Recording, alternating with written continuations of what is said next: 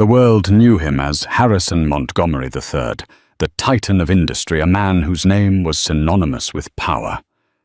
In the hushed, wood-paneled courtroom, he was about to finalize the easiest deal of his life, divorcing the woman he'd cast aside.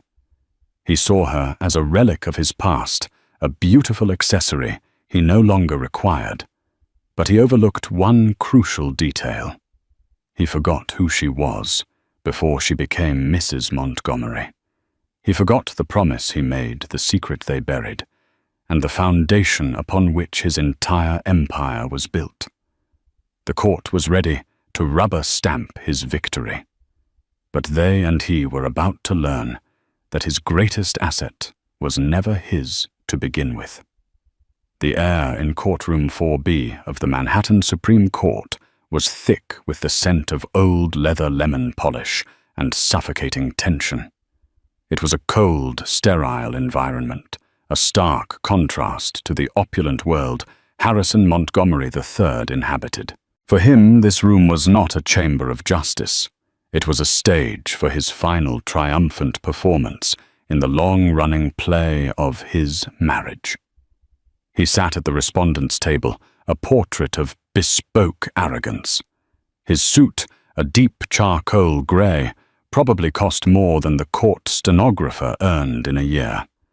His silver hair was perfectly coiffed, his jaw set with the easy confidence of a man who had never been told no, and truly believed it. Beside him, his lawyer, a bulldog of a man named Mr. Abernathy, shuffled papers with performative diligence. They exuded an aura of invincibility of a battle already won. And why shouldn't they? Harrison was the founder and CEO of Montgomery Global Enterprises MGE, a sprawling conglomerate with tentacles in everything from tech to real estate. The media, gathered like vultures in the gallery, had already painted the narrative, the brilliant, long-suffering billionaire finally shedding his quiet, unassuming wife, Genevieve. Genevieve Dubois sat opposite them. To the casual observer, she looked every bit the part the world had assigned her. She was elegant, poised, but with a fragility about her, like a porcelain doll that had been left on a shelf too long. Her simple navy blue dress was tasteful, but screamed modesty compared to Harrison's power suit. Her counsel, Miss Diana Reyes, was a sharp, focused woman with an unnerving stillness, a stark contrast to Abernathy's blustering. "Mr. Montgomery," Abernathy began, his voice booming with practiced authority, "has been more than generous. He has offered a settlement that would allow Mrs. Montgomery," he corrected himself with a slight smirk, "Ms. Dubois, to live in extreme comfort for the remainder of her life. A penthouse on the Upper East Side, a lifetime stipend that most would consider a fortune, and a collection of art and jewelry. This is an act of goodwill, Your Honor, for their 25 years together." The judge, a weary-looking woman named Judge Carmichael, peered over her glasses. And Ms. Dubois's response to this goodwill? Diana Reyes stood. Her voice was calm, but it cut through the room's heavy atmosphere like a surgeon's scalpel. "We reject the offer, Your Honor, wholly and unequivocally." A murmur rippled through the gallery. Harrison shifted in his seat, a flicker of annoyance crossing his face. He leaned over and whispered to Abernathy, "What is she playing at? Triple the offer if you have to. Just end this." Abernathy rose again. "Your Honor, with all due respect to my learned colleague, her client is being emotional. This is a simple matter. A non-contributory spouse in a long-term marriage. Mr. Montgomery built his empire from the ground up through his own sweat and genius. Ms. Dubois was a wonderful hostess, a supportive partner, and for that, she is being compensated handsomely. There is no legal basis to demand more." He gestured dismissively toward Genevieve, as if she were a piece of furniture being haggled over. What could she possibly claim to have contributed to a multi-billion-dollar corporation? Did she attend board meetings? Did she negotiate deals in Tokyo Num? She planned dinner parties. The humiliation was a physical blow. Genevieve could feel the color rising in her cheeks, the stares of the journalists boring into her back. She looked at Harrison, at the man she had once loved, with every fiber of her being. He wouldn't even meet her gaze. He was busy examining his platinum cufflinks board. For 25 years, she had played the part. The perfect, smiling wife standing just behind his shoulder in photographs. The gracious host who charmed investors and politicians. The silent partner in life, if not in business. He had taken her youth, her dreams, and molded her into what he needed her to be. And now he was discarding her with less thought than he would give to selling off a poorly performing subsidiary. "Ms. Reyes," Judge Carmichael said, her patience thinning. "If you are rejecting this substantial offer, you must have a counter-proposal. On what grounds do you base your client's claim to anything more?" This was it, the moment she had been dreading and preparing for in equal measure for the past 6 months. Her heart hammered against her ribs, a frantic bird trapped in a cage of bone. She gave a slight, almost imperceptible nod to Diana. Diana Reyes took a slow breath, letting the silence stretch, drawing the focus of every single person in the room. "Your Honor," she said, her voice dropping to a lower, more serious register. "My client is not seeking a larger settlement. She is not seeking alimony or a penthouse. What she is seeking is what is rightfully hers." Abernathy scoffed. "And what might that be? The stationery?" Diana ignored him, her eyes locked on the judge. "Mr. Abernathy is correct in one regard. My client did not negotiate deals in Tokyo, but he is mistaken about her contribution. She didn't just plan dinner parties. She provided the very seed from which MGE grew." Harrison finally looked up, a shadow of confusion clouding his features. Abernathy laughed outright. "This is absurd. A desperate last-ditch attempt to muddy the waters. Your Honor, where is the proof of this fantastical claim?"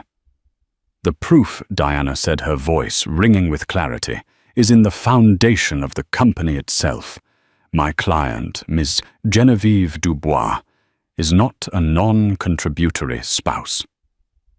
She was and is the original silent partner in this entire enterprise." She paused, letting the weight of her words settle before delivering the final devastating blow. "As such, we are not asking for a piece of Mr. Montgomery's fortune. We are here to claim what has always belonged to my client, 50% of the company's stock." The courtroom fell silent. It was not a gradual hush, but an abrupt total cessation of sound, as if a switch had been flipped. The reporters froze pens, hovering over notepads. Abernathy's jaw hung slack, his face a mask of disbelief. Judge Carmichael's eyes widened, her weary demeanor vanishing, replaced by a look of intense, focused shock. But the most profound reaction was Harrison's. He didn't gasp or shout. He simply went still. The blood drained from his face, leaving his skin a waxy, pale grey. His confident posture crumbled, and for the first time in decades, Harrison Montgomery III looked utterly, terrifyingly small. He turned his head slowly, his eyes finally meeting Genevieve's across the gulf that separated them. In them, she saw not just shock, but the dawning, horrifying light of recognition.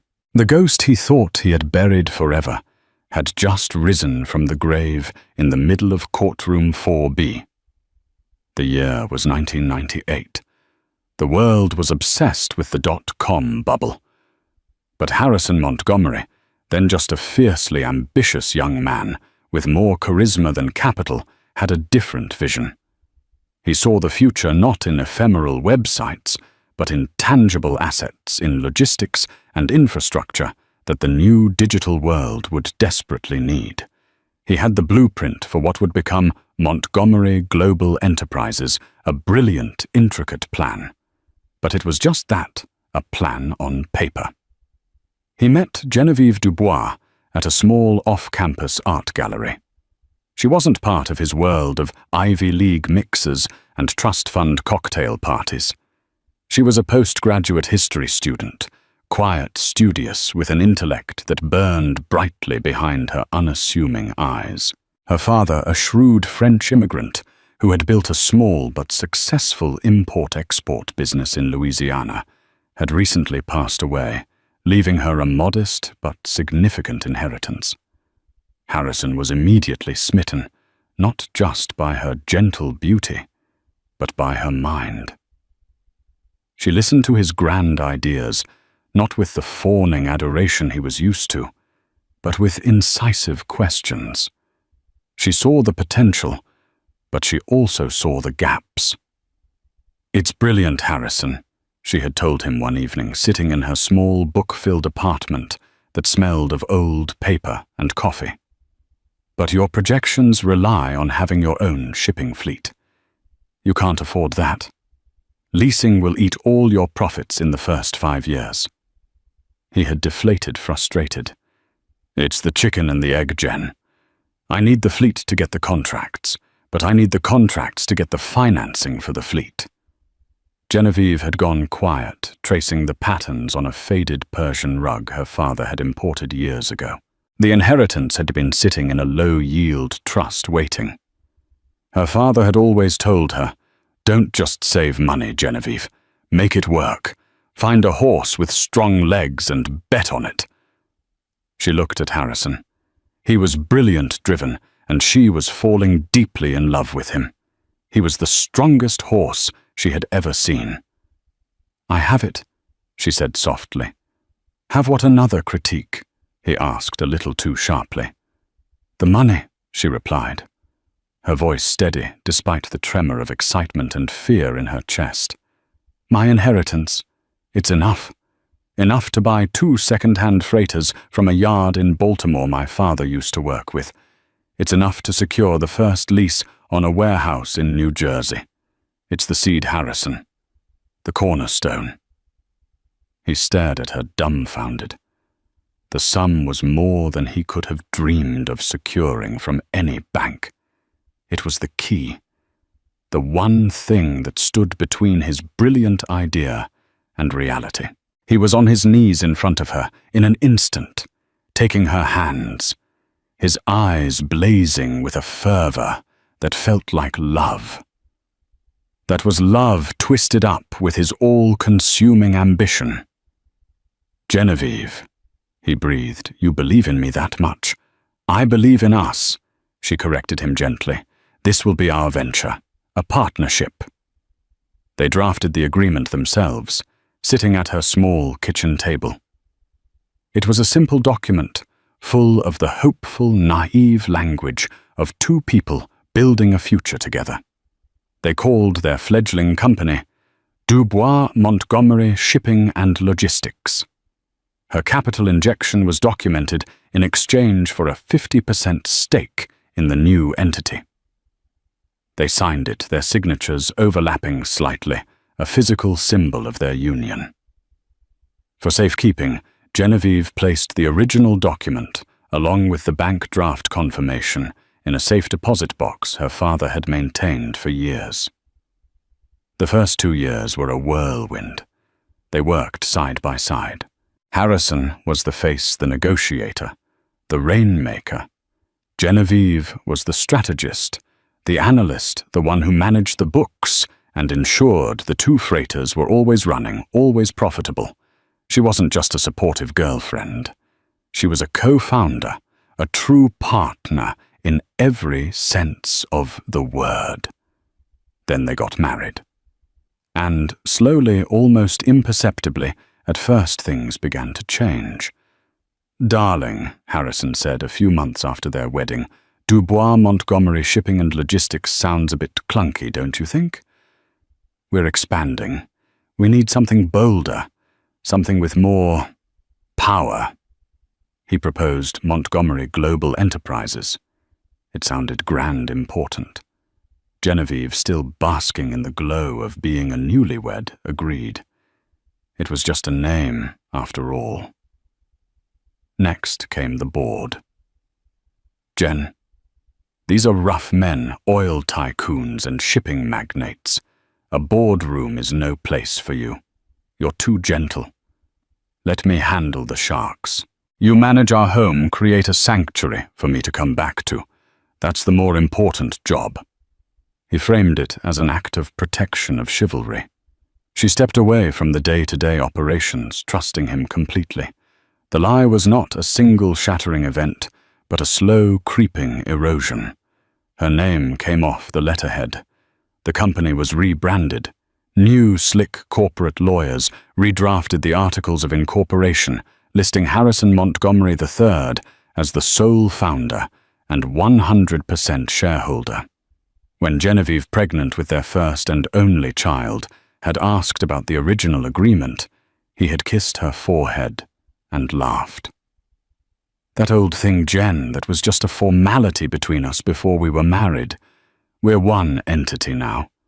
My success is your success. What's mine is yours. Why would we need a piece of paper to prove that it's all in the family? She was young in love and about to be a mother. She let it go. It seemed churlish to argue about paperwork when they were building a life of family. She trusted him. That was her greatest mistake. Over the years, the story became Harrison's alone. In interviews, he spoke of his humble beginnings, of the risks he took, of how he scraped together every penny he had to buy his first ship. Genevieve, standing just off camera, would smile and nod. The woman who had handed him his dream on a silver platter had been rewritten, reduced to a footnote, then erased from the corporate history entirely. She was no longer his partner, but his prettiest asset. Her sanctuary became a gilded key, her life a series of parties and charity events designed to bolster his public image. He had not just taken her money and her stake in the company. He had stolen her story, her very identity as a founder, and convinced her it was for her own good. He had buried the truth so deep for so long that he had come to believe the lie himself. Back in the silent courtroom, staring at Harrison's ashen face, Genevieve felt a quarter-century of suppressed rage and hurt solidify into a core of pure, unbending steel. He had forgotten who she was. He had forgotten the girl at the kitchen table, the woman who had bet her entire future on him. But she hadn't forgotten, and she still had the key to the safe deposit box. The courtroom, which had been plunged into an abyss of silence, erupted into a cacophony of frantic whispers. Judge Carmichael slammed her gavel, the sharp crack echoing like a gunshot. "Order, order in this court!" The reporters in the gallery were practically vibrating thumbs flying across their phone screens. Wife claims half of MGE Empire. The headlines were writing themselves. This wasn't just a divorce. It was a corporate coup d'etat. Mr. Abernathy, recovering from his initial shock, scrambled to his feet. His face flushed a deep, mottled red. "Your Honor, this is preposterous. It's an ambush, a fabrication of the highest order. Where is this supposed agreement? Why has it never been mentioned before this very moment? It's a transparent, desperate ploy." Diana Reyes remained standing, a picture of calm authority. "It is not a ploy, Mr. Abernathy. It is a foundational document of the corporation your client leads. As for its timing, my client was hoping Mr. Montgomery would choose to dissolve their personal union with a modicum of decency and respect for the truth of their shared history." He chose instead to paint her as a gold-digging parasite. His arrogance has forced our hand." Every word was a perfectly aimed dart, and Harrison visibly flinched at the word arrogance. He was finally speaking his voice, a low, dangerous growl directed at Abernathy. "Fix this. This is your mess. Make it go away." Judge Carmichael leaned forward, her eyes narrowed on Ms. Reyes. "You have made an extraordinary claim, Counselor. The burden of proof is now squarely on your shoulders. You will produce this alleged document." "We will, Your Honor," Diana replied smoothly. "We request a 2-day recess to allow for the retrieval of the original document from a secure bank vault, along with the corresponding financial records of the initial capital transfer." "Objection!" Abernathy shouted. "She's stalling. There is no document. They're going to spend 2 days forging one Mr. Abernathy," the judge warned, her voice laced with ice. "You are bordering on contempt. Accusations of forgery are serious. Unless you have evidence, I suggest you choose your words with extreme care." She turned back to Diana. 2 days. We will reconvene on Friday at 10 a.m. And Ms. Reyes," she added, her gaze unwavering, "you had better come back with more than just a story." The gavel cracked again, and the session was adjourned. Instantly, a mob of journalists surged forward, shouting questions. Harrison, shielded by 2 massive bodyguards who seemed to appear from nowhere, was ushered out a side door, his face a thunderous mask. He didn't look at Genevieve once. As Genevieve and Diana made their way through the scrum, a single question was shouted louder than the rest. "Genevieve, is it true? Did you found MGE?" She paused for a fraction of a second, turned and looked directly into the camera of a major news network. She didn't smile. She simply said, "The truth has a way of coming out before being guided into a waiting car." The moment the car door closed, the steely facade she had maintained crumbled. A deep, shuddering breath escaped her lips. "Did you see his face, Diana?" "I did." Diana said, her own expression grim. "He's not just angry. He's scared. That tells me the document is real and he knows it." "He called it that old thing," Genevieve whispered, the memory stinging like a fresh wound. "He convinced me it was meaningless. He buried me." "Well," Diana said, placing a reassuring hand on her arm, "you're about to be exhumed." Meanwhile, in the back of his armored town car, Harrison was apoplectic. "Abernathy, what in God's name was that? How did you not see this coming? I pay you millions to anticipate everything." Abernathy, sweating profusely, tried to maintain a professional demeanor. "Harrison, this is a bluff, a ghost story. There's no way that document, if it ever existed, is still around. It's been 25 years. We've restructured the company a dozen times since then. The corporate charter is ironclad. You are the sole founder. It's a matter of public record." "Don't tell me about public record," Harrison roared, his voice bouncing off the soundproofed interior. "I was there. The document was real." He paused, his mind racing back through the decades. She kept it. She put it in her father's safe deposit box at a small bank downtown. Crédit Agricole or something like that. Abernathy's eyes lit up with a predatory gleam. "Good. That's good. We know where it supposedly is. Now we can fight it." He was already formulating a plan, the Abernathy Gambit, as he was privately christening it. "Okay, Harrison. Here's what we do.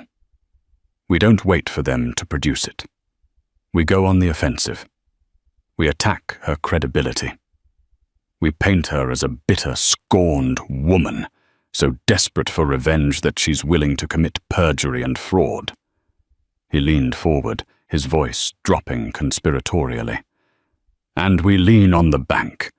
MGE has accounts with every major financial institution in this city.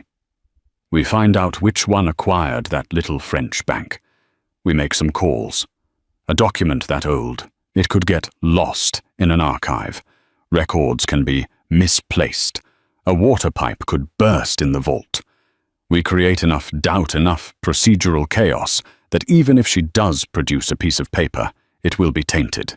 Harrison listened, a slow, cruel smile beginning to form on his lips, replacing the fear. This he understood.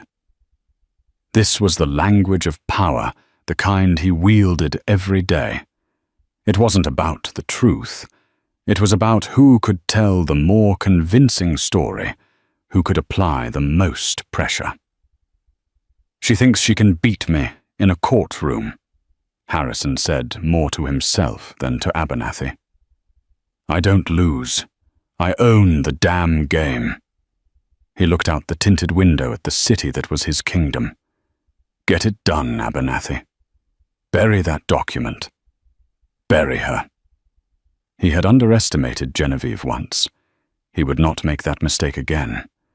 The battle had moved from the courtroom to the shadows, and Harrison Montgomery was infinitely more comfortable fighting in the dark. The next 48 hours were a frantic, high-stakes chess match played across New York City. For Genevieve and Diana, the objective was simple and singular. Retrieve the contents of safe deposit box 412 from the downtown branch of what was now Omnibank, the corporate behemoth that had swallowed Crédit Agricole a decade prior. Their first stop, however, was not the bank. It was a dusty, cluttered apartment in Queens, home to a man named Arthur Finch. Arthur was a retired accountant now in his late 70s, who had been Genevieve's father's most trusted employee. More importantly, he had been the co-signatory on the trust from which the original investment money was drawn. "Arthur, I'm so sorry to bring this to your door," Genevieve said, sitting in his overstuffed armchair. Arthur, a small man with kind eyes, magnified by thick-lensed glasses, waved a dismissive hand. "Nonsense, child. Your father was like a brother to me. I saw the news. That man, he has a devil's charm, but the balance sheet never lies." He shuffled over to a large filing cabinet. "I kept everything. Your father taught me to. The paper trail is the only trail that can't lie," he'd say. He pulled out a faded manila folder.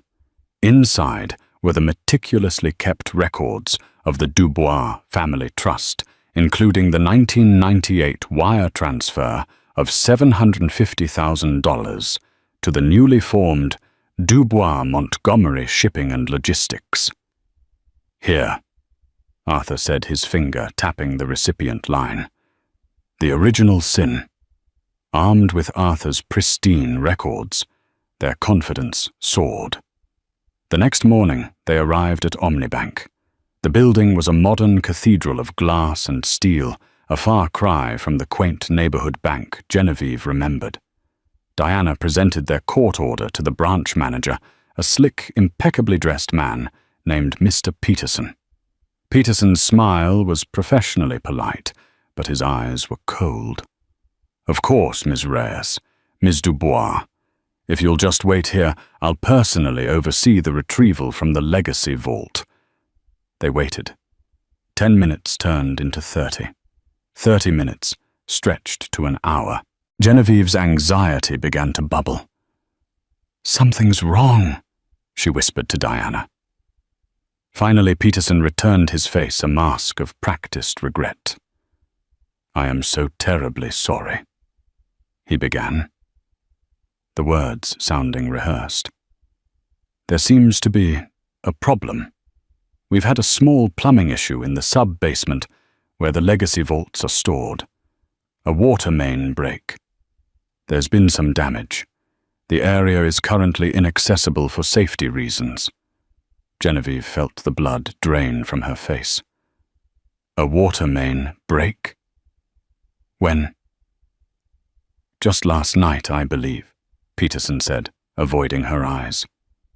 A most unfortunate coincidence. Diana's expression hardened. A coincidence Mr. Peterson, MGE, moves billions of dollars through this institution. Did Harrison Montgomery or his legal team contact you yesterday? Peterson's professional veneer cracked for a split second. Our client relationships are confidential. I see. Diana said, her voice dangerously quiet. So to be clear, the one vault we need in this entire building just happens to have been in a flood the night after we announced our intention to open it. It was Abernathy's move, a crude but brutally effective one. They had tried to literally wash the evidence away. Genevieve felt a wave of despair. Harrison wasn't just fighting her. He was using the full crushing weight of his empire to erase her past all over again. He won't get away with this. Diana muttered, her mind already working, calculating their next move. A flood that convenient leaves a trail. Maintenance crews' insurance claims, work orders. It's a lie, and we can prove it's a lie, but it will take time we don't have. The judge gave us until tomorrow. They left the bank defeated. The city felt hostile Harrison's power radiating from every skyscraper. As they sat in stunned silence in the car, Genevieve's phone buzzed. It was an unknown number. She hesitated, then answered. "Is this Genevieve Dubois?" a man's voice asked. It was raspy, nervous. "Who is this?" "My name doesn't matter. I used to work for MGE, in the archives department. I was let go a few years ago. I heard what's happening." The man took a shaky breath. He won't find what he's looking for in the vault. Genevieve's heart leaped. "What do you mean?" "Montgomery. He's an arrogant man, but he's not a fool. He wouldn't leave a loose end like that. Not forever." The man hesitated. "About 15 years ago, there was a big corporate housekeeping initiative. We were digitizing old records, shredding redundant paperwork. He personally supervised the disposal of the Dubois-Montgomery files. He thought he got everything." "He thought?" Genevieve pressed her voice, trembling. "He missed one thing. A box. Mislabeled as early tax assessments, 1998, 1999. It got sent to a long-term storage facility in Queens, not the shredder. I was the one who processed the transfer order. I always wondered what was really in it." He gave her an address and a storage unit number. "He has no idea it exists. Be careful. He's a vindictive man." The line went dead. A new surge of adrenaline of hope cut through Genevieve's despair. It was a long shot, a ghost from the past offering a lifeline. "Diana, change course. We're going to Queens."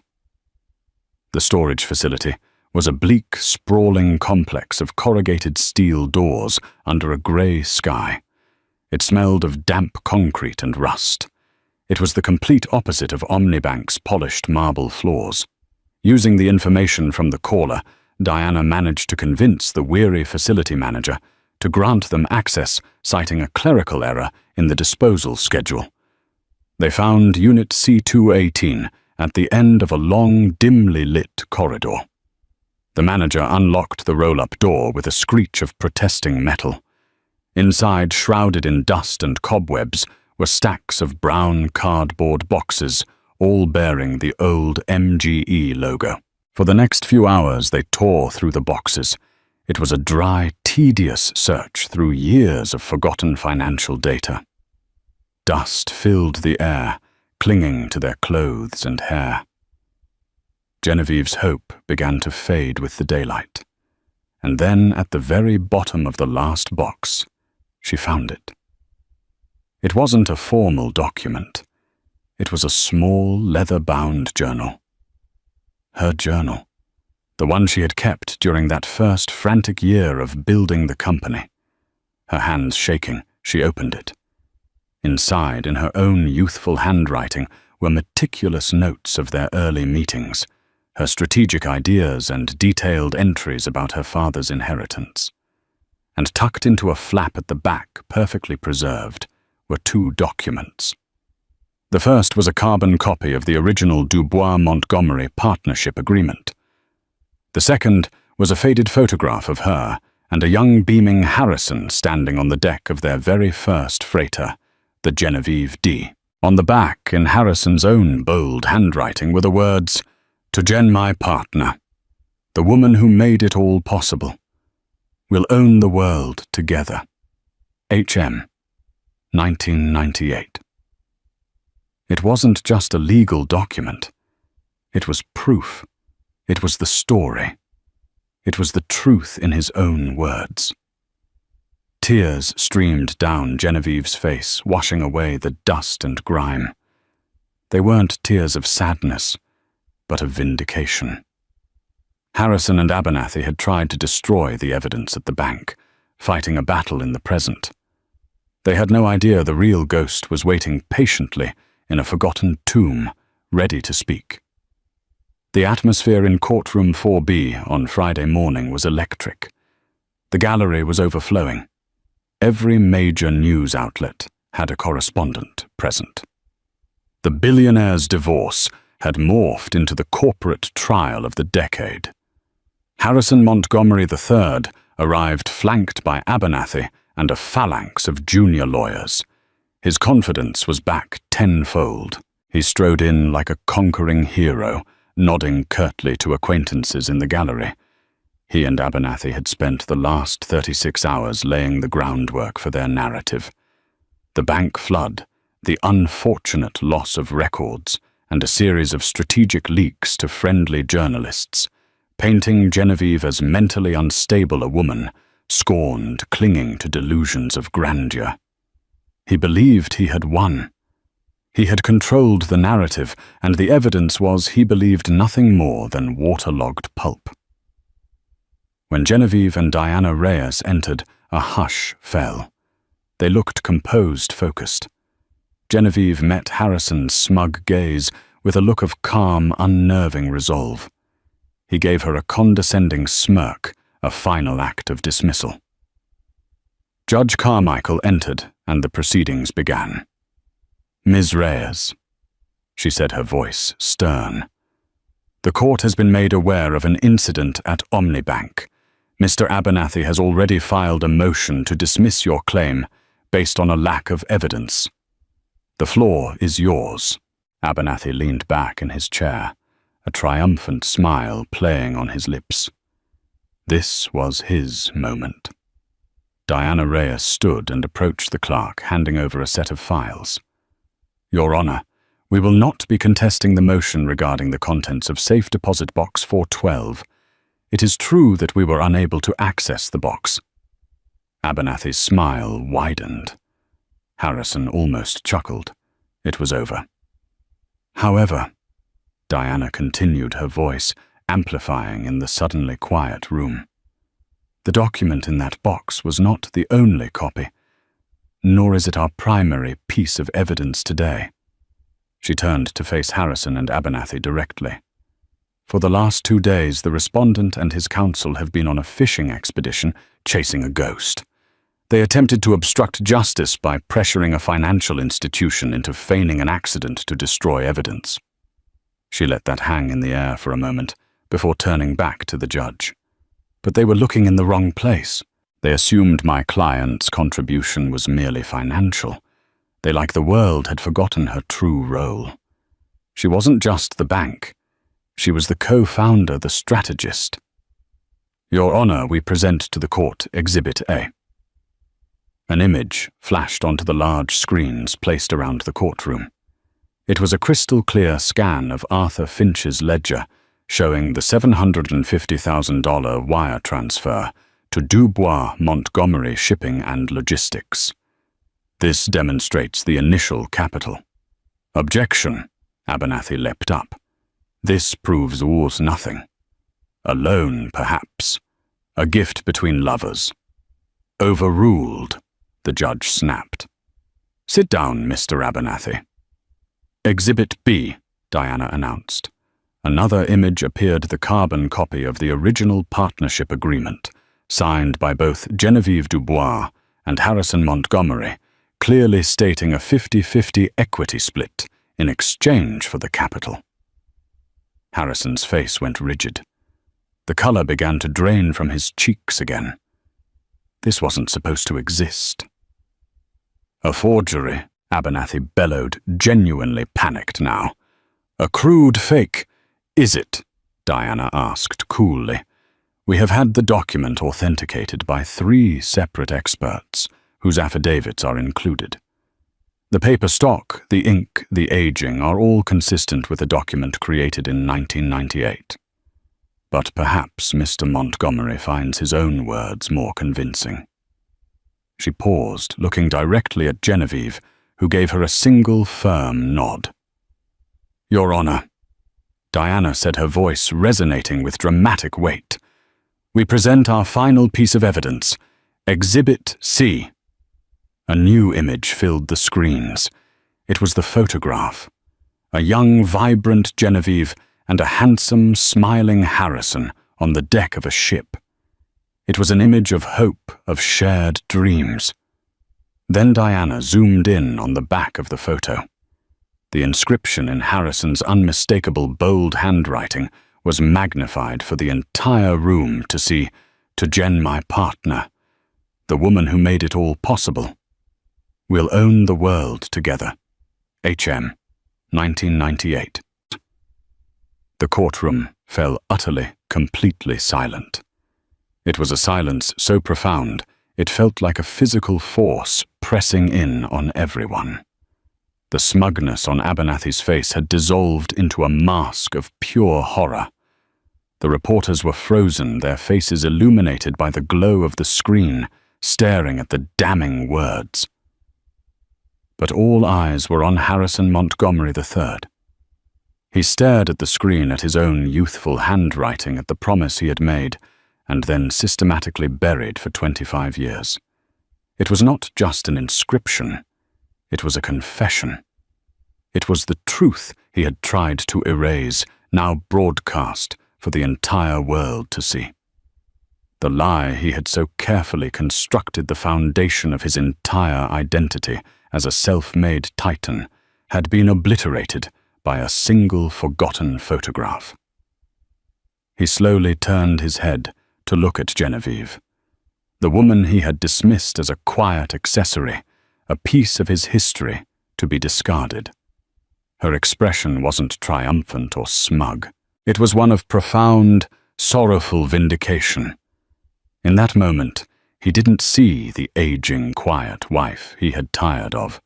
He saw the brilliant, passionate girl he had once loved, the partner whose dreams he had stolen, the woman who had, with quiet, unbreakable resolve, just reclaimed her story. The silence stretched for what felt like an eternity before Judge Carmichael finally spoke, her voice quiet, but filled with an undeniable authority that sealed Harrison's fate. Mr. Abernathy, she said, her gaze fixed on the ashen-faced lawyer. Do you have anything further to add? Or would you and your client like to reconsider your position? Harrison didn't hear her. He could only hear the echo of his own words. A ghost from the past declaring to the world that his entire Spinoza was built on a lie. The aftermath of the revelation was not a slow burn. It was an explosion. The moment Judge Carmichael adjourned the court to review the evidence in her chambers, a formality. At this point, the room detonated. Camera flashes strobed like lightning, reporters shouted frantic questions, and the carefully constructed world of Harrison Montgomery III imploded in real time. Harrison, is it true? Were you never the sole founder? Mr. Montgomery, what is your response to the evidence? Abernathy, will you be facing sanctions for misleading the court? Harrison was catatonic. His bodyguards formed a tight circle, pushing through the media frenzy, but for the first time his protective bubble seemed permeable, fragile. He stumbled once, his hand brushing against the polished wooden rail for support. And in that small moment of physical unsteadiness, the world saw the mighty Titan fall. His face broadcast live across the globe was a ruin of shock and public humiliation. By the time he reached his car, the financial markets had already begun to react. MGE was a publicly traded company, and its stock was inextricably linked to the cult of personality Harrison had built around himself. The story of the self-made genius was its bedrock. Now that bedrock was revealed to be sand, traders on the floor of the New York Stock Exchange were shouting, selling, panicking. The ticker for MGE, which had been a steady climbing green for years, turned a blood red and began to plummet. With every passing minute, Harrison Montgomery's net worth was evaporating by the tens, then hundreds of millions of dollars.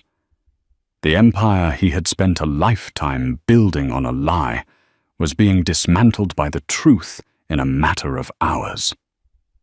Genevieve and Diana were escorted out a different exit, away from the worst of the chaos. In the quiet sanctuary of their car, there was no celebration, no triumphant cheers. There was only the heavy, somber weight of a victory that had cost so much. Genevieve stared out the window, watching the city lights blur past, not seeing them. "It's done," she said, her voice barely a whisper. "It's just the beginning," Diana corrected her gently. "He'll be forced to settle now, to acknowledge your stake. You're about to become one of the most powerful women in the country, Genevieve." The thought was dizzying. For 25 years, her power had been derivative, reflected off her husband. Now, it would be her own. It was terrifying and liberating all at once. That evening, the reckoning came. Harrison sequestered in his penthouse office overlooking Central Park. A view that now seemed to mock him was in a state of pure, distilled rage. He had fired Abernathy in a screaming tirade that could be heard through the sound-proofed doors. He had smashed a priceless Ming vase against a wall. Now he sat in the dark, watching the news channels play the clip of his own handwriting on a loop, each repetition another nail in his coffin. His phone rang. It was the lead director of the MGE board. The voice on the other end was cold, devoid of the usual deference. "Harrison, we have an emergency board meeting scheduled for 8 a.m. tomorrow. We've seen the evidence presented in court. We are deeply concerned about the investor confidence crisis this has triggered. We need you to explain this." It wasn't a request. It was a summons. Defeated, he did the one thing he swore he would never do. He called Genevieve. She answered on the second ring. "What do you want, Harrison?" Her voice was steady, devoid of the fear he had relied on for decades. His voice was a ragged mess of fury and desperation. "What have you done, Genevieve? You've ruined me. You've destroyed the company, our company." "Our company." She repeated the words sharp. "You erased that word from our vocabulary 25 years ago. Harrison, you erased me. I didn't destroy the company. I just told the truth. The lie you built is what's destroying it. I'll fight you," he snarled. "I'll drag this out for years. I'll bury you in appeals. You'll never see a single share." "No, you won't," she said calmly. "Because you can't. The board will remove you by lunchtime tomorrow to stop the bleeding. Your reputation, the only thing that ever truly mattered to you, is gone. You have no leverage left. You have only one move to make." He was silent, the terrible truth of her words sinking in. "Acknowledge my 50% ownership," she continued, her voice like steel. issue a joint statement with me. We will present a united front to stabilize the company. We will announce a new leadership structure. I will take a seat on the board. We will save our company, Harrison. Not for you, but for the thousands of people it employs, and for the son we raised. It was a masterstroke. She wasn't just claiming her stake. She was seizing control, positioning herself as the savior of the company he had nearly destroyed. She was offering him a way to avoid complete and utter ruin, but on her terms. The price was his throne. He could hear the clinking of ice in his glass. He was a king in a penthouse prison, staring at the wreckage of his reign.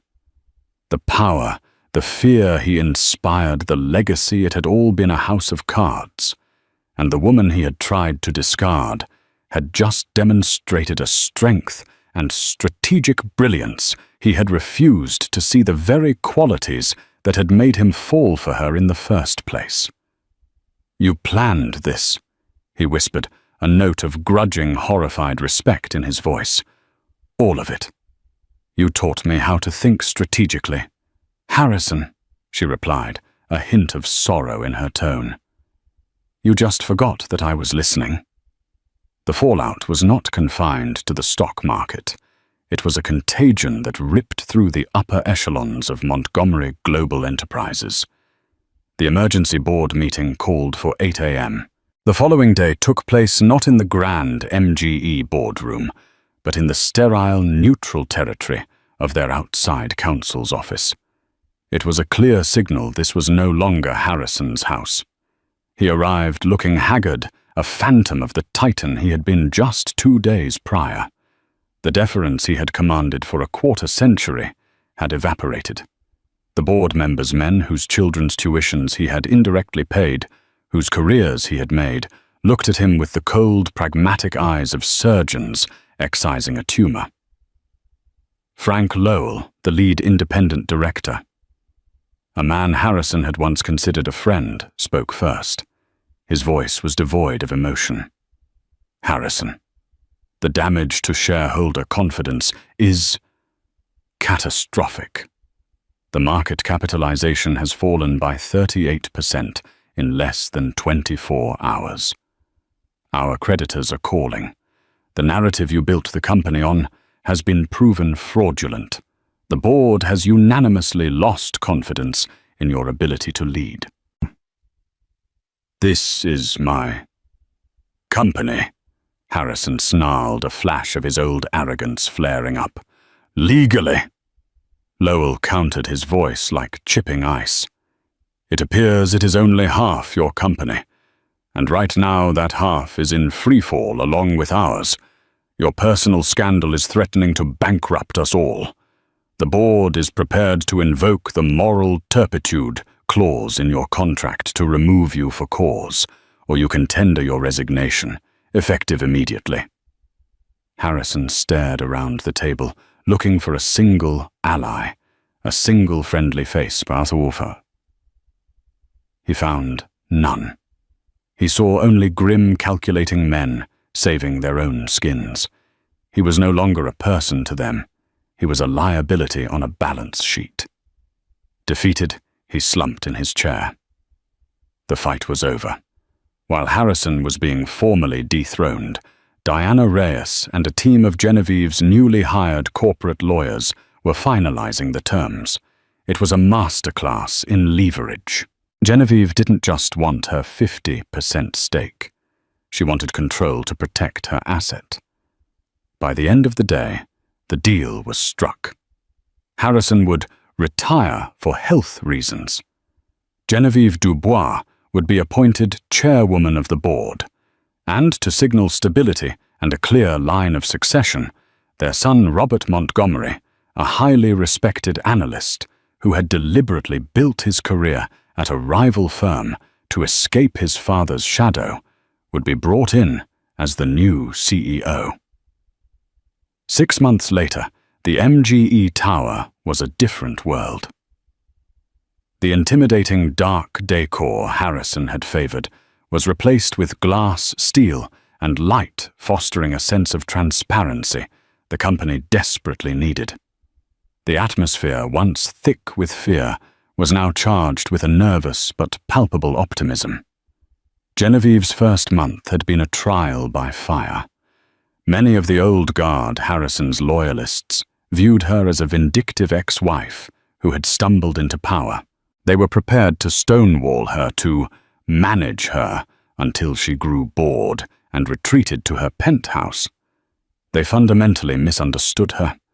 In her first board meeting as chairwoman, she didn't make a grand emotional speech. She came armed with data. She had spent weeks in deep dives with divisional heads, analysts, and even factory floor managers. She presented a new strategic directive, MGE Horizon, aimed at divesting from politically volatile resource extraction, Harrison's pet projects, and pivoting aggressively into sustainable infrastructure and renewable energy tech. "This isn't about politics," she stated calmly, her voice resonating in the stunned silence of the boardroom. "It's about survival. The market is shifting. The regulatory landscape is changing. Harrison's model was based on 19th century assets, propped up by 21st century financial engineering. It's a dinosaur. If we don't evolve, we will go extinct." She fielded their hostile, skeptical questions with unnerving precision, quoting market projections and operational efficiency stats from memory. By the end of the 2-hour meeting, the skepticism in the room had been replaced by a grudging, astonished respect.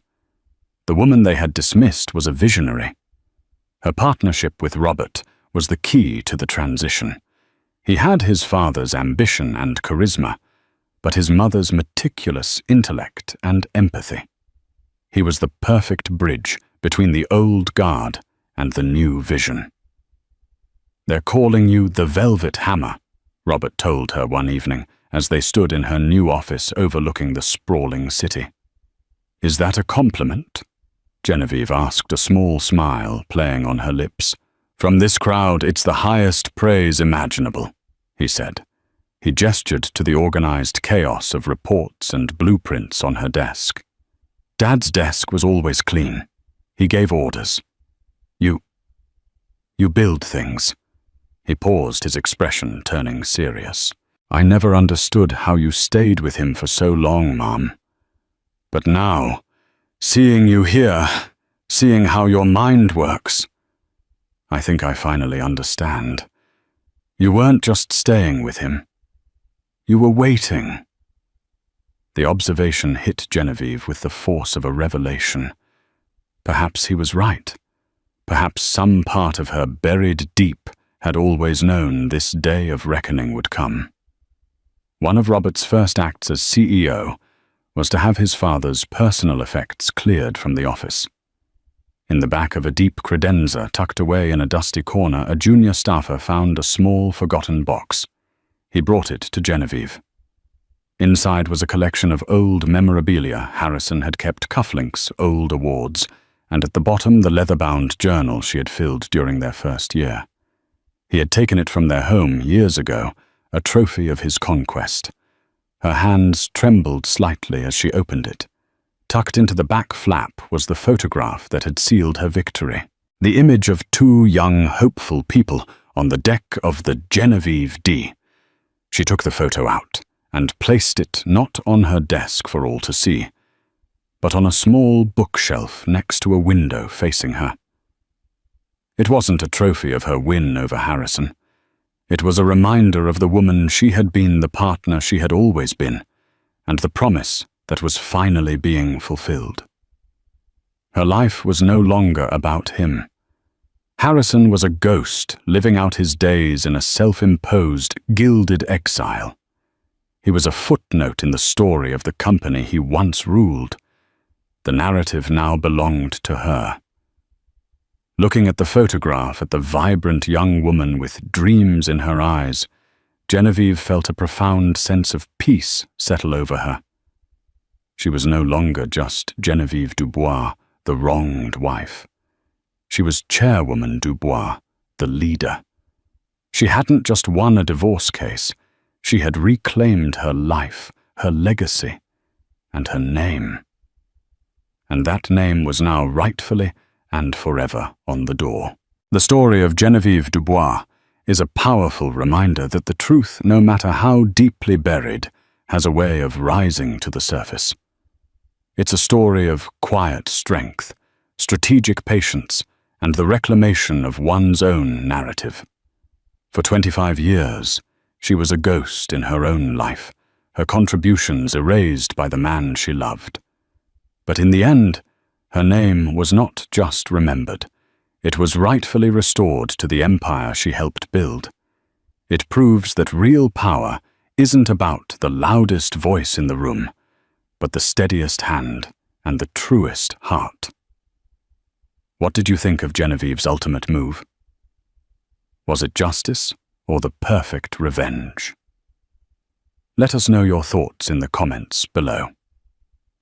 If you were moved by this story of vindication and empowerment, please hit that like button, share it with someone who needs to hear it, and be sure to subscribe for more real-life dramas just like this.